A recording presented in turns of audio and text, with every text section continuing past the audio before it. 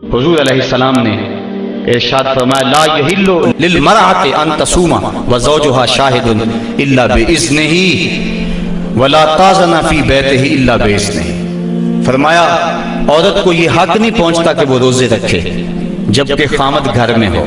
नफली रोजा रखना अगर औरत को हो तो वो खामद से पूछ के रखेगी। खामद की इजाजत और इज़्न के बगैर औरत रोजा भी नहीं रख सकती, क्योंकि खामद की रिजा का हासिल करना औरत के लिए बेहतर नफली इबादत है। इसलिए अगर खामद राजी नहीं है तो रोजा ना रखे, राजी है तो रख ले। और फरमाया हुजूर अलैहिस्सलाम ने दूसरी बात यह है कि वो उसके घर में जिसको वो नापसंद करता है उसको आने ना दे, इज़्न ना दे। और एक हदीस के अंदर ये लफ्ज हैं कि हुजूर अलैहिस्सलाम ने इरशाद फरमाया कि वो खामद के बिस्तर को रौंदने ना दे। यदि खामद जिस बिस्तर पर बैठता है, सोता है, आराम करता है, उस बिस्तर पे किसी को ना चढ़ने दे। और इस पर हजरत उम्मे हबीबा रज़ी अल्लाह ताला अन्हा का अमल हमारे सामने है। ये अबू सुफियान की बेटी हैं और हुजूर पर हजरत उम्मे हबीबा ईमान ले आती हैं, उनका शौहर भी ईमान ले आता है। जब हिजरत हबशा हुई तो ये दोनों मियाँ बीवी हबशा की तरफ हिजरत कर गए। कुछ अर्सा वहां गुजरा। एक दिन हजरत उम्मे हबीबा सोई तो ख्वाब देखा है कि मेरे खामद का चेहरा बदल गया है, तो सख्त परेशान हुई। सुबह उठी तो पता चला कि खामद ईसाई हो गया।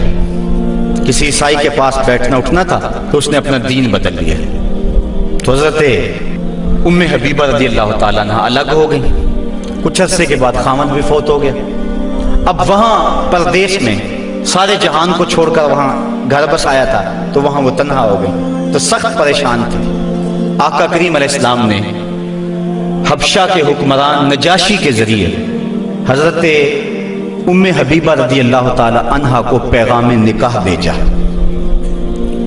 नजाशी ने एक लौंडी भेजी के जाके उम्मे हबीबा को कहो कि अल्लाह के नबी तुमसे निकाह करना चाहते हैं। अब हजरत उम्मे हबीबा की ज़बानी अगली कहानी सुनिए। कहती मैं घर में बैठी हुई थी कि बाहर दरवाजे पे दस्तक हुई।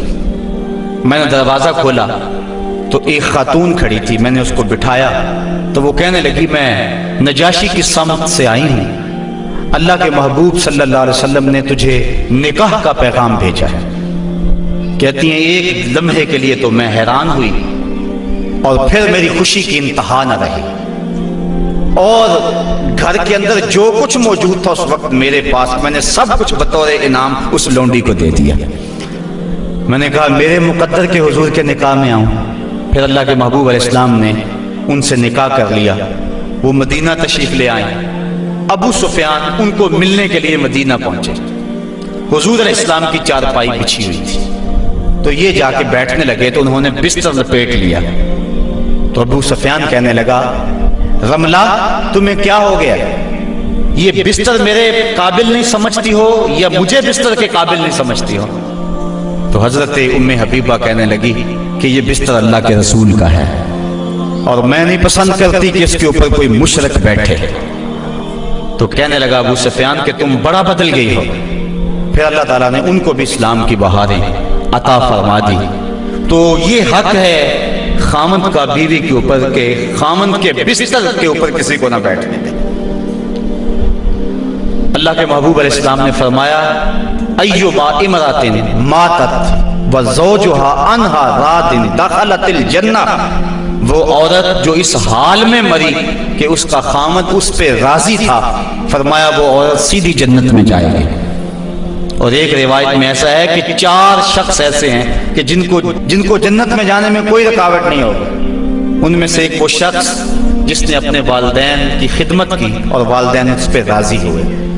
दूसरा वो शख्स जिसके बाल बच्चे ज्यादा थे, ज़राए आमदनी थोड़े थे, लेकिन उसने बच्चों के पेट में हराम का एक लुकमा भी नहीं जाने दिया। तीसरा वो शख्स जिसने ऐसी पक्की तौबा की, गुनाहों की तरफ दोबारा पलटना उसके लिए इतना ही मुश्किल है जिस तरह थनों से निकले हुए दूध को वापस किया जाए। और चौथी वो खातून के जिसने अपनी सारी मोहब्बतें अपने खामद पे नछावर कर दी और इस हाल में फौत हुई कि उसका खामद उस पे राजी था। फरमाया इन चारों को जन्नत में जाने से कोई भी नहीं रोक सकता।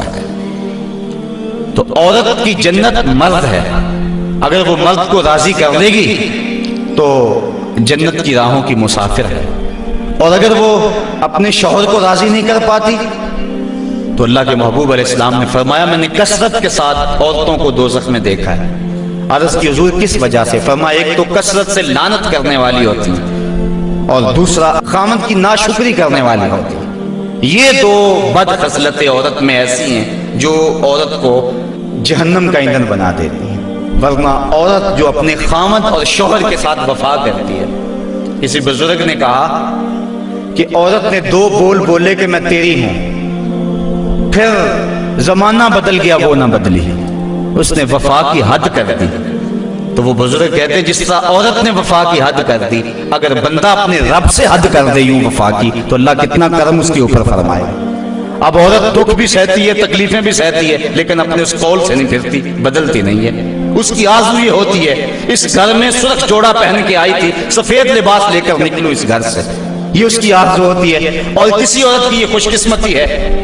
تو عورت اگر اپنے خامن کو راضی رکھتی ہے تو وہ جنت کی مسافرہ ہے، لیکن اگر اپنے خامن کو ناراض کر دیتی ہے تو وہ جنت کی خوشبو بھی نہیں پائے گی۔ اس حال میں مرے کہ اس کا شوہر اس سے راضی ہو جائے۔